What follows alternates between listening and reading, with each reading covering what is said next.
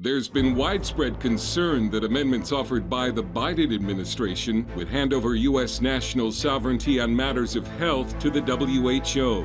They would allow the WHO to declare a health emergency in the United States, require the U.S. to report to an international compliance committee on whether it was obeying WHO directives, and would create an enforcement mechanism to essentially punish nations that don't follow the WHO's directives. Thank you, President Biden, for honoring your pledge to maintain the membership of the United States in WHO. Okay, my friends, let's take a closer look together.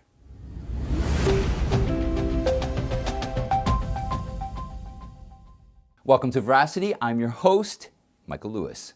As Joe Biden received enormous resistance from the Republicans for planning to give totalitarian powers to the WHO, the organization has now formed an independent panel for pandemic preparedness and response group that could help the WHO control the health department of every country without their consent. This, according to an award-winning journalist, Alex Newman, is a direct attack on the national sovereignty of the nations and the independent ability of people to govern themselves. But people are failing to notice this significant issue because Biden himself wants to secretly make this happen before anyone questions him. Now, if we rewind back to January 2022, this is very important. The Biden administration proposed around 13 amendments to the international health regulations. But these are not just simple amendments that were needed to make the world more secure or protect it from any future viruses. These amendments specifically talked about giving totalitarian powers to the current CCP-backed WHO director, Tedros Adhanom. And through these powers, Tedros will be able to declare a public health emergency in any nation based on whatever evidence the director chooses. That's right, on any evidence that he chooses. You can see how excited he is to exercise these authoritative powers through this video. We congratulate President-elect Joe Biden and Vice President-elect Kamala Harris, and we look forward to working with his administration very closely. We need to reimagine partnership, tear down our silos, and see our own efforts as connected to something bigger. It's time for the world to heal from the ravages of this pandemic and the geopolitical divisions that only drive us further into the chasm of unhealthier, unsafer, and unfairer future. However, according to Newman, the definition of public health emergency or crisis now also covers the words racism, climate change, and gun violence. So no matter how in-depth research is needed to make such a massive decision, if Tedros considers it an emergency, the country, whether it agrees or not, will fall under the crises list of the WHO. Here, let me read this quote from Newman. If everything is a public health crisis, and the WHO is the primary mechanism for dealing with health crises, then pretty much everything comes under the jurisdiction of the WHO.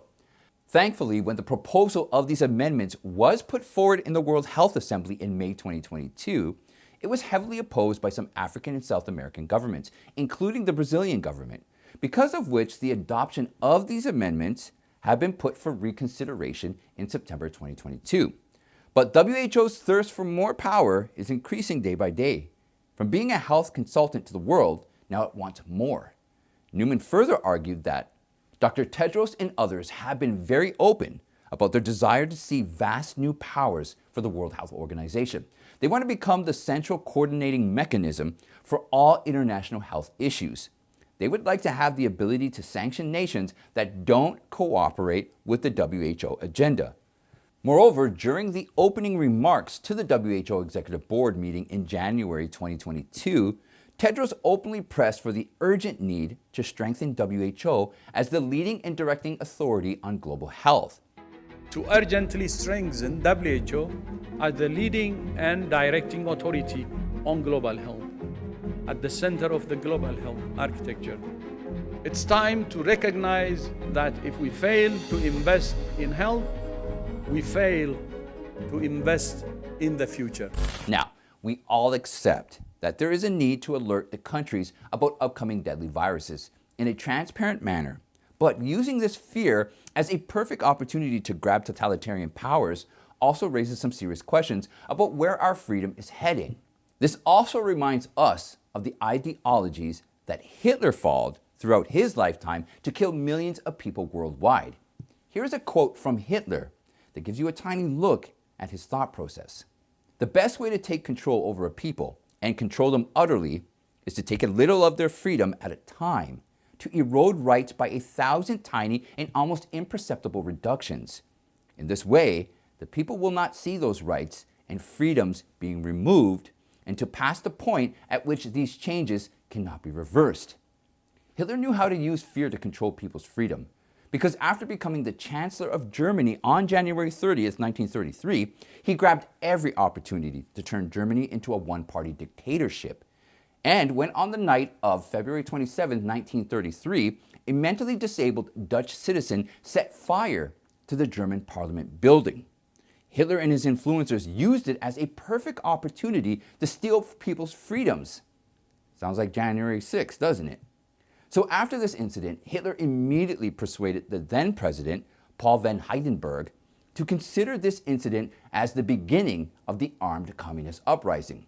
Surprisingly, it worked. The president issued a decree called the Reichstag Fire Decree that not only suspended the fundamental provisions of the German Constitution, like freedom of press, freedom of speech, but also created a permanent state of emergency, which ultimately put more powers in Hitler's hands. Ist nicht umsonst gekämpft.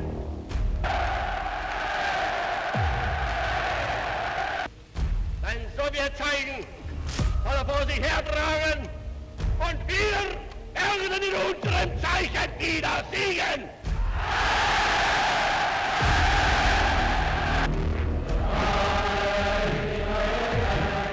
However, the Republicans are now completely aware of the secret act Biden was trying to commit behind our backs. The Kansas Senate has recently adopted a resolution which said, the amendments to the international health regulations of the WHO offered by the Biden administration will ultimately hand over the United States' national sovereignty and authority to the WHO and place our democratic nation in the control of unelected international organization that is wholly unaccountable to the people of this country. Furthermore, House Freedom Caucus has also issued a warning letter to Biden by directing him to be more transparent about his negotiations on the global pandemic treaty and reminded him of a constitutional provision which states that any international treaty is bound to be approved by a 2/3 majority of the Senate. The U.S. Constitution would have the final say and not the WHO. It does not trump the Constitution. Even in the case of a treaty, it's similar to a statute passed by Congress in its level of authority. The Constitution still trumps that. So that the judicial branch could tell the legislature to do their job. We're very grateful that the Pennsylvania state legislature doesn't need a court order to do their job. They're doing it by themselves, and they're doing it under their constitutionally delegated authority. They're moving on this, and this is exactly what the provision of the Constitution provides for, and this is exactly what it was intended to do, is to make sure that corruption in elections does not get through without oversight of the legislature. After winning Pennsylvania Republican primary for governor, Doug Mastriano and his senior counsel, Jenna Ellis, have openly vowed to clean up the fraudulent electoral mechanisms of the state. Jenna Ellis, a former senior counsel to President Donald Trump, has stressed that the Pennsylvania gubernatorial race could set the standards for honestly conducting elections across the United States.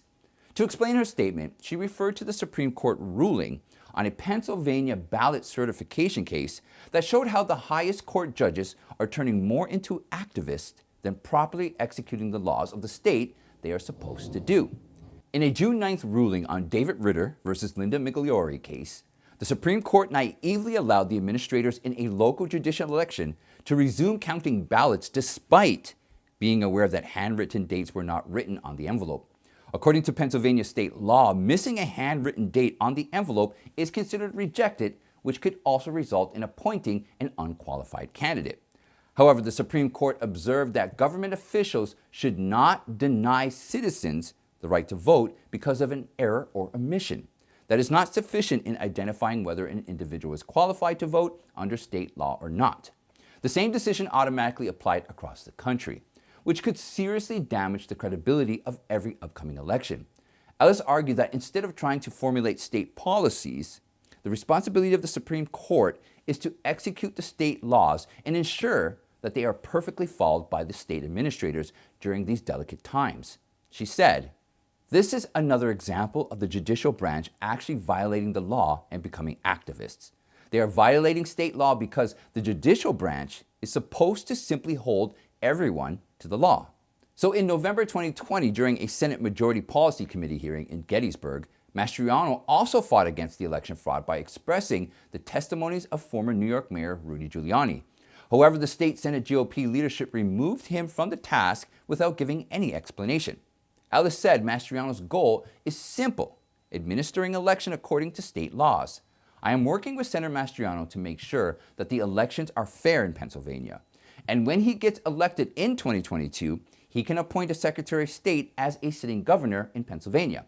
That will ensure election integrity and administer elections according to the state law." Trump-backed Doug Mastriano will be facing State Attorney General Josh Shapiro in a governor's race in November. For 25 years, I fought for our country. I'm not done. I'm hung cow, Joe Biden and Nancy Pelosi's worst nightmare. Inflation is out of control. Our border is a disaster. Our elections are not secure. And when we tell the truth, the left calls us white supremacists. That's not going to work against me. I'm the one who can win this, and I'll meet the squad with a platoon. I'm hung cow running for Congress. I approve this message.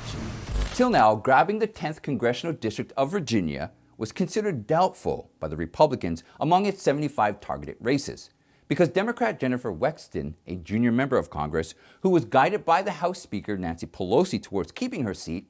However, it seems now that it could flip towards the Republicans after Hung Chow, a former U.S. Navy special operator, decided to represent this district by connecting with the 17% of America's Asians living in this region. Hey Virginia, this is Hung Chow.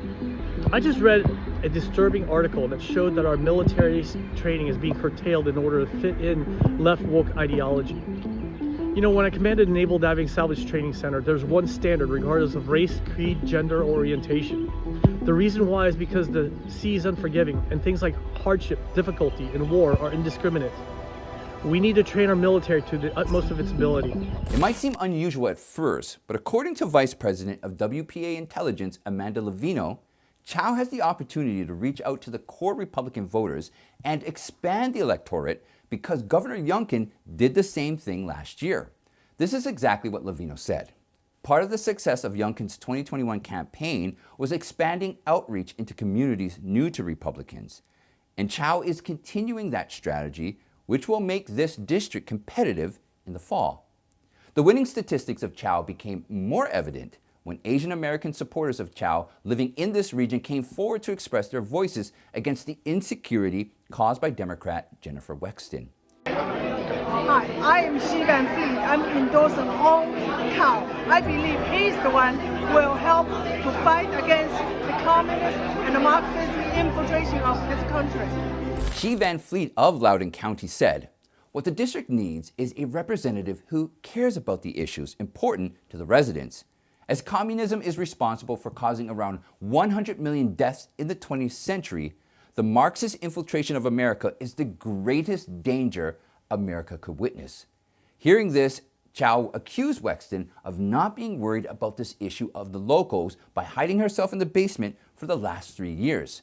Furthermore, Chow heavily criticized Biden for presenting America's position as weak in front of the world. He said, "Every time the president says something, it gets walked back by the White House.